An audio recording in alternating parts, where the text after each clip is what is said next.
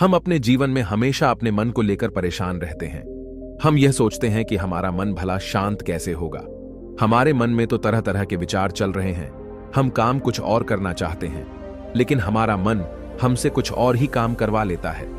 इससे पहले कि आप अपने मन को शांत करने का प्रयास करें, यह जानना जरूरी है कि मन का व्यवहार शांत होने वाला है ही नहीं। अगर मन शांत होने वाला हो सकता तो इस दुनिया में सभी के मन शांत हो गए होते और हर कोई अपना जीवन सुखी सुखी बिता रहा होता। फिर न तो कोई हंगामा होता और न ही किसी तरह की कोई तकलीफ। सभी का जीवन खुशी खुशी बीत रहा होता। फिर न तो आप और न ही मैं पैसे कमाने के पीछे भाग रहे होते। समस्या तो यह है कि हम ज्यादा से ज्यादा चीजें इकट्ठा करना चाहते हैं, क्योंकि हमें लगता है कि हमारे पास जितनी ज्यादा चीजें होंगी हम उतना ही सुखी रहेंगे। लेकिन वास्तविकता तो यही है कि बाहर की किसी भी चीज में कोई सुख नहीं है और न ही उनमें कोई दुख है। और यही कारण है कि जब हम किसी चीज के पीछे भाग रहे होते हैं, जब हम कोई चीज पाना चाहते हैं, तो उसे पाकर हमें पल भर के लिए खुशी तो मिलती है, लेकिन बाद में हम उस खुशी का एहसास नहीं कर पाते। वह खुशी दुख में परिवर्तित हो जाती है। और इसी प्रकार से हम एक चीज से दूसरी चीज, दूसरी से तीसरी चीज के पीछे लगातार भागते रहते हैं, क्योंकि हमें ऐसा ही लगता है कि यदि हम वह चीज पालेंगे तो हम सुखी हो जाएंगे। लेकिन वास्तविकता में वही सुख हमारे दुख का कारण बन जाता है, जिस कारण हमारा मन बेचैन रहने लगता है। हम उस चीज को पाने के लिए तरह तरह के उपाय करते हैं, जिस कारण हमारा मन और भी बेचैन होने लगता है। और यह बेचैनी धीरे धीरे चिंता का रूप ले लेती है और हमारा मन पूरी तरह से अशांत हो जाता है। हमें कुछ भी अच्छा नहीं लगता। हमें लगता है कि जो कुछ हमने मांगा था उसका उल्टा हो रहा है।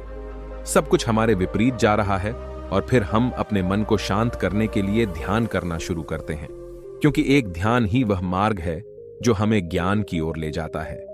वह हमें यह बताता है कि बाहर किसी भी चीज में कोई सुख नहीं है और न ही दुख है। दुख और सुख तो हमारे मन का भ्रम है।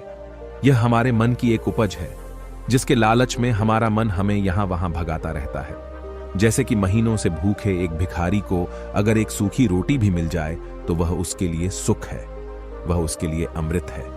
और ठीक उसी के विपरीत यदि किसी धनवान के घर पर 56 प्रकार के भोग भी बन जाए, तब भी वह उसे खाकर तो दुखी ही रहेगा। यह तो उनकी मनस्थिति पर निर्भर करता है। इसे और अच्छे से समझने के लिए आज की जो कहानी मैं आपको सुनाने जा रहा हूं, इस कहानी के माध्यम से आप यह समझ पाएंगे कि हमारे मन की स्थिति क्या है और हम इसे कैसे नियंत्रित कर सकते हैं। तो चलिए बिना किसी देरी के कहानी शुरू करते हैं। एक समय की बात है, एक गांव में एक युवक रहता था जिसका मन बहुत ही अशांत रहता था। वह हमेशा तनाव में रहता। वह अपने मन को शांत करना चाहता था, लेकिन उसे कोई भी उपाय नजर नहीं आ रहे थे। उसके जीवन में कई प्रकार के दुख थे, जिनके कारण वह हमेशा तकलीफ में रहता, तनाव में रहता। एक दिन उसे पता चला कि उसके गांव में एक बौद्ध भिक्षु आए हुए हैं, जो सभी को दुख और सुख पर उपदेश दे रहे हैं। वह युवक तुरंत ही घर से निकला और उनके आश्रम जा पहुंचा। वहां पर पहुंचने के बाद उस युवक ने देखा कि वह बौद्ध भिक्षु सभी गांव वालों को उपदेश दे रहे थे। बौद्ध भिक्षु कह रहे थे कि सभी के जीवन में कोई ना कोई सुख और दुख तो आता ही रहता है, जिस कारण हमारा मन बहुत अशांत रहता है। और एक अशांत मन इस दुनिया का कोई भी सुख नहीं ले सकता, फिर चाहे उसे पूरी दुनिया की धन दौलत ही क्यों न मिल जाए, वह उसे पाकर भी दुखी ही रहेगा। परंतु जिस व्यक्ति का मन शांत है, उसके पास इस दुनिया का और इस जीवन का परम सुख भी प्राप्त कर सकता है। इतना कहकर उन बौद्ध भिक्षु ने अपना प्रवचन समाप्त कर दिया और वापस आश्रम की ओर लौट गए।